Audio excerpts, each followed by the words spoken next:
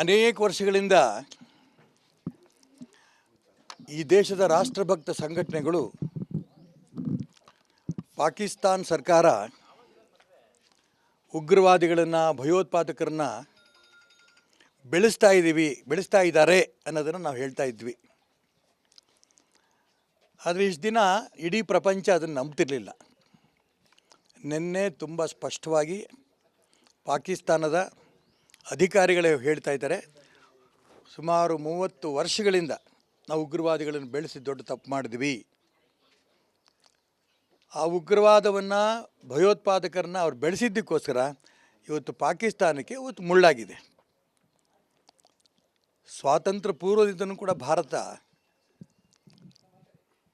ಬೇರೆ ಬೇರೆ ನಂಬಿಕೆ ಮೇಲೆ ಆ ಮುಸಲ್ಮಾನ್ ದೇಶದ ಮೇಲೆ ಬೆಂಬಲ ಕೊಟ್ಕೊಂಡ್ಬಂದರು. ಪಾಕಿಸ್ತಾನವನ್ನು ಕೂಡ ಹಿಂದೂಸ್ತಾನ ಪಾಕಿಸ್ತಾನ ರೂಪದಲ್ಲಿ ಡಿವೈಡ್ ಮಾಡಿ ದೇಶವನ್ನು ದೇಹದ ರೂಪದಲ್ಲಿ ಛಿದ್ರ ಮಾಡಿಕೊಟ್ಟಿದ್ರು ಕೂಡ ಅವ್ರಿಗೆ ಸಮಾಧಾನ ಆಗಲಿಲ್ಲ. 26 ಹಿಂದೂಗಳ ಕಗ್ಗೊಲೆಗಳಾಗಿದ್ದಂಥ ಸಂದರ್ಭದಲ್ಲಿ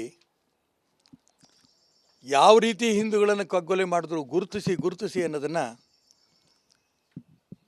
ಆ ಕೊಲೆ ಆದಂಥ ಸಂದರ್ಭದ ಅವ್ರ ಹೆಂಡತಿ ಮಕ್ಕಳು ಹೇಳ್ತಾ ಇರೋದನ್ನು ನೋಡಿದಾಗ ತುಂಬ ದುಃಖ ಆಗುತ್ತೆ.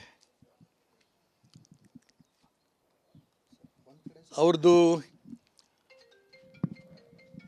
ನಾವು ಭಗವದ್ಗೀತೆ ಬಗ್ಗೆ ಎಷ್ಟರ ಮಟ್ಟಿಗೆ ಗೌರವ ಕೊಡ್ತೀವಿ, ಅವ್ರು ಕುರಾನಲ್ಲಿರೋಂಥ ಅಂಶವನ್ನು ಹೇಳಕ್ಕೆ ಬರಲ್ಲ, ಕಲ್ತಿರಲ್ಲ. ಒಂದು ಅಷ್ಟೇ ಸಾಲದು ಅನ್ನೋ ರೀತಿಯಲ್ಲಿ ಬಟ್ಟೆ ಎಲ್ಲ ಬಿಚ್ಚಿ ಅವ್ರು ಮುಂಜಿ ಸಂದರ್ಭದಲ್ಲಿ ಏನೇನು ಮಾಡ್ಕೊಂಡಿರ್ತಾರೆ ಅದೆಲ್ಲ ಗಮನಿಸಿ ಅವನು ಹಿಂದೂ ಅಂತ ಕನ್ಫರ್ಮ್ ಮಾಡಿಕೊಂಡು ಗುಂಡು ಹೊಡೆದು ಸಾಯಿಸಿದಾರಲ್ಲ, ಅವ್ರು ಮನುಷ್ಯರೆಲ್ಲ ರಾಕ್ಷಸರು. ಆ ಭಯೋತ್ಪಾದನೆಗೆ ಪ್ರೋತ್ಸಾಹ ಕೊಟ್ಕೊಂಡು ಬಂದಿದ್ದಕ್ಕೆ ಇವತ್ತು ಪಾಕಿಸ್ತಾನದ ಜನ ಇವತ್ತು ಅನುಭವಿಸ್ತಾ ಇದ್ದಾರೆ. ಉಗ್ರವಾದಿಗಳಂತೂ ನಿರ್ನಾಮ ಆಗ್ತಾ ಇದ್ದಾರೆ. ನಿನ್ನೆ ಮೊನ್ನೆಯಿಂದನೂ ಕೂಡ ನಾವು ಟಿ ವಿನಲ್ಲಿ ನೋಡ್ತಾ ಇದ್ದೀವಿ. ಯಾರ್ಯಾರು ಭಯೋತ್ಪಾದಕರಿದ್ದಾರೆ ಅವ್ರ ಮನೆಗಳೆಲ್ಲ ಧ್ವಂಸ ಆಗ್ತಾ ಇದೆ. ಉಗ್ರವಾದಿಗಳನ್ನು ಭೂಮಿನಲ್ಲಿ ಅಡಗಿ ಕೂತರು ಕೂಡ ಬಿಡದೇ ಬಿಲ್ದಲ್ಲಿರೋಂಥ ಪ್ರಾಣಿಗಳನ್ನು ಎಳ್ಕೊಂಬಂದು ಯಾವ ರೀತಿ ಕೊಲೆ ಮಾಡ್ತಿದ್ದಾರೋ ಭಾರತದ ಸೈನಿಕರು, ಆ ರೀತಿ ಪಾಕಿಸ್ತಾನದ ಉಗ್ರವಾದಿಗಳನ್ನು ಕೊಲೆ ಮಾಡ್ತಿರೋದು ನಾವು ಕಾಣ್ತಾ ಇದ್ದೀವಿ. ಬೇರೆ ಸಂದರ್ಭ ಆಗಿದ್ದರೆ ಇಡೀ ವಿಶ್ವ ಪಾಕಿಸ್ತಾನ ಜೊತೆಗಿರೋದು. ಆದರೆ ನರೇಂದ್ರ ಮೋದಿಯವರ ತಾಳ್ಮೆ, ಅವರ ಸಿದ್ಧಾಂತ ಎರಡೂ ಕೂಡ ನಾವು ಮೆಚ್ಚಬೇಕು. ಈ ಸಂದರ್ಭದಲ್ಲಿ ಇಡೀ ಪ್ರಪಂಚವನ್ನು ಜೊತೆ ಸೇರಿಸ್ಕೊಂಡು ಎಲ್ಲ ರಾಷ್ಟ್ರಗಳು ಕೂಡ ಚೈನಾ ದೇಶ ಸೇರಿ ಇವತ್ತು ಭಾರತಕ್ಕೆ ಬೆಂಬಲ ಕೊಡ್ತಿದ್ದಾರೆ ಅಂದರೆ ಅರ್ಥ ಆ ಪಾಕಿಸ್ತಾನ ಏನೇನು ದ್ರೋಹ ಮಾಡ್ತಾ ಇದ್ದು ಅನ್ನೋದನ್ನು ಬಹಿರಂಗವಾಗಿ ಅವರ ಅಧಿಕಾರಿಗಳೇ ಒಪ್ಕೊಳ್ಳೋಂಥ ಸ್ಥಿತಿ ಇವತ್ತು ಬಂದಾಗ ಇಡೀ ಪ್ರಪಂಚ ಇವತ್ತು ನಮ್ಮ ಜೊತೆ ನಿಂತಿದೆ. ಹಾಗಾಗಿ ಇವತ್ತು ಅವ್ರು ಮಾಡಿದ್ದ ತಪ್ಪನ್ನು ಅವರಿನ್ನೂ ಕೂಡ ತಪ್ಪು ಅನ್ನೋದು ಒಪ್ಕೊಳ್ಳೋದಕ್ಕೆ ಇನ್ನೂ ಪೂರ್ಣ ತಯಾರಿಲ್ಲ. ಸಿಂಧೂ ನದಿಯ ವಿಚಾರದಲ್ಲಿ ಏನು ಒಪ್ಪಂದ ಆಗಿತ್ತೋ ಆ ಒಪ್ಪಂದವನ್ನು ಯಾವುದೇ ಕಾರಣಕ್ಕೂ ಕೂಡ ನಾವು ತಕ್ಷಣ ರದ್ದು ಮಾಡಿದ್ದೀವಿ ಅಂತ ಹೇಳಿದಾಗ ಆ ಪಾಕಿಸ್ತಾನದ ಅಧಿಕಾರಿಗಳು ಹೇಳಿಕೆ ಕೊಡ್ತಾ ಇದ್ದರೆ, ಸಿಂಧೂ ನದಿನ ನೀರನ್ನು ಒಂದು ಹನಿನೂ ನಾವು ಬಿಡಲ್ಲ, ನಮ್ಮ ರಕ್ತವನ್ನು ಸಿಂಧೂ ನದಿ ನೀರಿನ ಜೊತೆ ಕಳಿಸ್ತೀವಿ ಅನ್ನೋಂಥ ಸೊಕ್ಕಿನ ಮಾತುಗಳು ಇನ್ನೂ ಪಾಕಿಸ್ತಾನದ ಅಧಿಕಾರಿಗಳು ಹೇಳ್ತಾ ಇರೋದು ನಾವು ನೋಡ್ತಾ ಇದ್ದೀವಿ. ಹಾಗಾಗಿ ನಾನು ಇಷ್ಟು ಮಾತ್ರ ಹೇಳಬಲ್ಲೆ, ಪಾಕಿಸ್ತಾನ ಉಳಿಬೇಕಾದ್ರೆ, ಪಾಕಿಸ್ತಾನದ ಜನ ಉಳಿಬೇಕಾದ್ರೆ ಆಗಿರೋ ತಪ್ಪನ್ನು ಪೂರ್ಣ ಒಪ್ಪಿಕೊಂಡು ಭಾರತಕ್ಕೆ ಆ ಪಾಕಿಸ್ತಾನ ಸರೆಂಡರ್ ಆಗಬೇಕು. ಅವ್ರು ಸರೆಂಡರ್ ಆಗಲಿಲ್ಲ, ಪಾಕಿಸ್ತಾನದ ಜನ, ಪಾಕಿಸ್ತಾನದ ಎಲ್ಲ ಅಧಿಕಾರಿಗಳು ಎಲ್ಲರೂ ಕೂಡ ಭಾರತದ ಜೊತೆಗೆ ವಿಲೀನ ಆಗೋದ್ರಲ್ಲಿ ಯಾವ ಅನುಮಾನವೂ ಇಲ್ಲ. ಭಾರತದ ವಿಶ್ವದ ಭೂಪಟದಲ್ಲಿ ಪಾಕಿಸ್ತಾನ ಉಳಿಯಲ್ಲ ಅನ್ನೋದು ತೀರ್ಮಾನ ಆಗುತ್ತೆ. ಭಾರತ ಅಖಂಡ ಭಾರತ ಆಗುತ್ತೆ. ಸರ್ವಪಕ್ಷ ಸಭೆ ಇದೆ, ಎಲ್ಲ ಪಕ್ಷಗಳು ಸಪೋರ್ಟ್ ಕೊಡ್ತಾರೆ.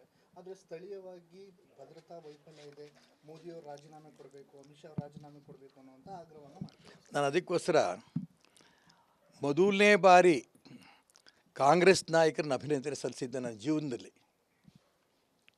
ಮಲ್ಲಿಕಾರ್ಜುನ್ ಖರ್ಗೆ ಅಂತ ಮುತ್ಸುದ್ದಿ ರಾಜಕಾರಣಿ ತಕ್ಷಣ ಹೇಳಿದ್ರು, ಇದು ರಾಜಕಾರಣ ಮಾಡೋಂಥ ಸಂದರ್ಭ ಅಲ್ಲ, ಕೇಂದ್ರ ಸರ್ಕಾರ ತಗೊಂಡಂಥ ಎಲ್ಲ ವಿಚಾರಕ್ಕೂ ಕೂಡ ನಾನು ಕಾಂಗ್ರೆಸ್ಸಿನ ಪರವಾಗಿ ಅವ್ರು ಬೆಂಬಲ ಕೊಡ್ತೇನೆ. ವಿರೋಧ ಪಕ್ಷಗಳ ಸೇರಿದಂಥ ಸಂದರ್ಭದಲ್ಲಿ ಬೆಂಬಲ ಸಿಕ್ಕಿದೆ. ಸ್ಥಳೀಯವಾಗಿ ಅಲ್ಲೊಬ್ಬರು ಇಲ್ಲೊಬ್ಬರು ಅವ್ರ ಸಣ್ಣತನ ತೋರಿಸೋದಕ್ಕೆ ಅಲ್ಲಿ ಬೇಹುಗಾರಿಕೆ ವಿಫಲವಾಗಿದೆ ಹೇಳ್ತಾರೆ. ನಾನು ಅದಕ್ಕೋಸ್ಕರ ನೆನ್ನೆ ಒಪ್ಪಿಕೊಂಡೆ. ನಾನು ಏನು ಈಗ ಈ ಶ್ರೀಮತಿ ಇಂದಿರಾ ಗಾಂಧಿಯವ್ರದ್ದೇ ಸರ್ಕಾರ ಇತ್ತು, ಇಂಟೆಲಿಜೆನ್ಸಿ ಫೇಲ್ಯೂರ್ ಆಗಲಿಲ್ವಾ, ಕೊಲೆ ಆಗೋಯಿತು. ರಾಜೀವ್ ಗಾಂಧಿ ಪ್ರಧಾನಮಂತ್ರಿ ಆಗಿದ್ದರು, ರಾಜೀವ್ ಗಾಂಧಿ ಕೊಲೆ ಆಗಲಿಲ್ವಾ? ಯಾರೂ ಕೂಡ ಸಾಯ್ಲಿಯನ್ನಂಥ ರೂಪದಲ್ಲಿ ಇರಲ್ಲ. ಆದರೆ ಈ ಸಣ್ಣ ಸಣ್ಣ ರಾಜಕಾರಣ ಮಾಡ್ತಾ ಇರೋಂಥ ವ್ಯಕ್ತಿಗಳು ದೊಡ್ಡದಾಗಿ ಅದನ್ನು ಮಾಡೋಂಥ ಪ್ರಯತ್ನ ನಡೆಸ್ತಾ ಇದ್ದಾರೆ. ನನಗೆ ತುಂಬ ಆಶ್ಚರ್ಯ ಆಗಿದ್ದು ಅಂದರೆ, ಕಾಶ್ಮೀರಕ್ಕೆ ಹೋಗಿ ಬಂದಂಥ ಈ ರಾಜ್ಯದ ಮಂತ್ರಿ ಸಂತೋಷ್ ಲಾಡ್ ಅವ್ರ ಹತ್ರ ನಾನು ಅವ್ರು ಕಾಶ್ಮೀರದಲ್ಲಿರೋಂಥ ಸಂದರ್ಭದಲ್ಲಿ ಅವ್ರ ನಡವಳಿಕೆ ನೋಡಿ ನಾನು ಇಲ್ಲಿಂದನೇ ಅವ್ರಿಗೆ ಅಭಿನಂದನೆ ಸಲ್ಲಿಸಿದ್ದೆ. ಒಳ್ಳೆ ಕೆಲಸ ಮಾಡಿದೆಯಪ್ಪ, ನೀನು ಒಳ್ಳೆಯದಾಗಲಿ ಅಂತ. ಹೂನಣ್ಣ, ಒಬ್ಬ ಭಾರತೀಯನಾಗಿ ನಾನು ಕೆಲಸ ಮಾಡಬೇಕಿತ್ತು, ಮಾಡ್ತಾಯಿದ್ದೀನಿ, ನಿಮ್ಮದೆಲ್ಲ ಆಶೀರ್ವಾದ ಇರಲಿ ಅಂತ ಮಾತು ಹೇಳಿದರು. ಆದರೆ ನೆನ್ನೆ ಬಂದು ರಾಜಕಾರಣ ಶುರು ಮಾಡಿದ್ರು. ಪತ್ರಿಕಾಗೋಷ್ಠಿನಲ್ಲಿ ಮೋದಿ ರಾಜೀನಾಮೆ ಕೊಡಬೇಕು. ನೀನು ಯಾವನೇ ಮೋದಿ ರಾಜೀನಾಮೆ ಕೊಡೋಕ್ಕೆ? ನಿನಗೆ ಅಧಿಕಾರ ಯಾರು ಕೊಟ್ಟರು? ನಾನು ನೀನು ಮೊನ್ನೆ ಅಭಿನಂದನೆ ಸಲ್ಲಿಸಿದೆ, ದೊಡ್ಡ ಮನುಷ್ಯ ಆಗಿದೆಯಾ ಅಂತ.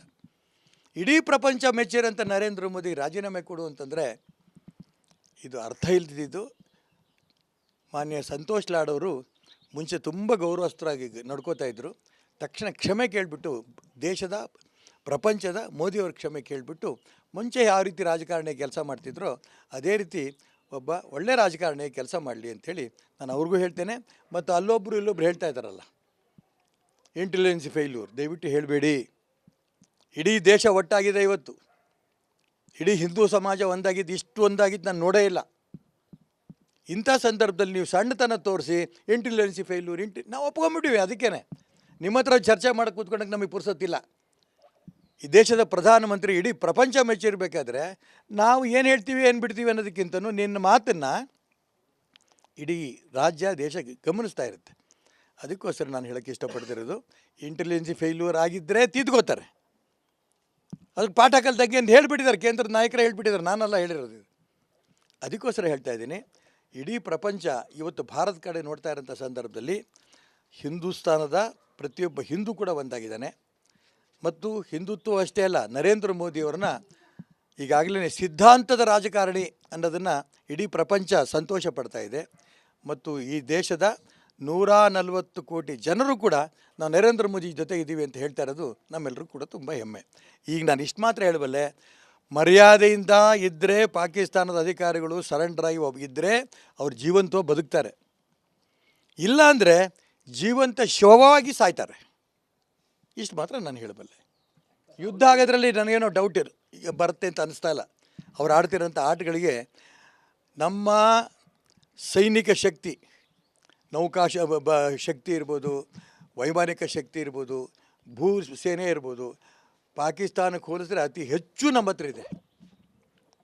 ಹಾಗಾಗಿ ಸೊಕ್ಕಿನ ಮಾತಾಡಿದ್ರೆ ನೀವೇ ಹಾಳಾಗೋಗ್ತೀರಿ, ಯುದ್ಧ ಮಾಡಿದ್ರೆ ನಮ್ಮ ದೇಶದ ಸೈನಿಕರು. ಅದಕ್ಕೋಸ್ಕರ ಇವತ್ತು ಬೆಳಿಗ್ಗೆ ಒಬ್ಬ ನಿವೃತ್ತ ಸೈನಿಕ ಅಧಿಕಾರಿ ಹತ್ರ ನಾನು ಟಿ ವಿ ನೇನಲ್ಲಿ ಚರ್ಚೆ ಆಗ್ತಾ ಇರೋಂಥ ಸಂದರ್ಭದ ಬೆಳಿಗ್ಗೆ ನೋಡಿದೆ. ನಾನು ಆತ ಹೇಳ್ತಾರೆ, ನಾನು ನಿವೃತ್ತ ಅಂತ ಹೇಳೋಕ್ಕೆ ಇಷ್ಟಪಡಲ್ಲ, ನಾನು ಒಬ್ಬ ಸೈನಿಕ.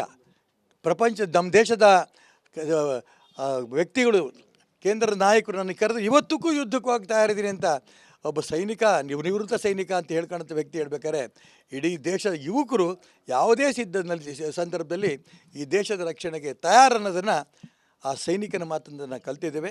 ನರೇಂದ್ರ ಮೋದಿ ಹೋಗ್ತಿರೋಂಥ ಹೆಜ್ಜೆ ಸರಿ ಇದೆ. ಭಾರತ ಪಾಕಿಸ್ತಾನವನ್ನು ಹಿಚ್ಕಾಕ್ಬಿಡುತ್ತೆ, ಇದ್ರಾಗ ಅನುಮಾನ ಇಲ್ಲ. ಗೌರವದಿಂದ ಇದ್ದರೆ ಸರಿ, ಇಲ್ಲ ಅಂದರೆ ಯುದ್ಧದಲ್ಲಿ ಭೂಪಟವೇ ಪಾಕಿಸ್ತಾನ ಇಲ್ಲ ಅಂತ ಅನ್ಸ್ಕೊಳುತ್ತೆ.